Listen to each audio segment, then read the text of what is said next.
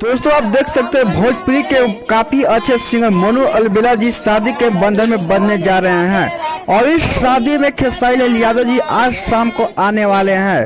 दोस्तों आप देख सकते हैं वीडियो के माध्यम से जिसमें मनु अलबेला के हल्दी लग रहा है, हार्दिक चढ़ाया जा रहा है।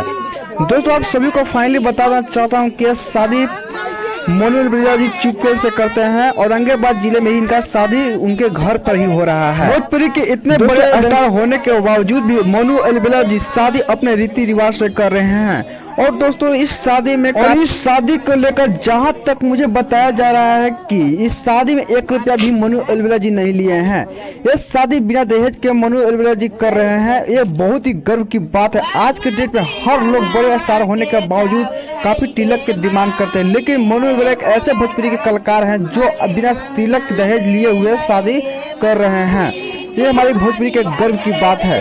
जो एक दूसरे को समझे, दुख को, ऐसे बहुत कम कलाकार मिलते हैं जो बिना दहेज के शादी करते हैं। और आप मनु अलबेला जी के बारे में क्या सोचते हैं अपना कमेंट बॉक्स में जरूर दीजिएगा। मिलते हैं नेक्स्ट वीडियो में। आज के इतना ही।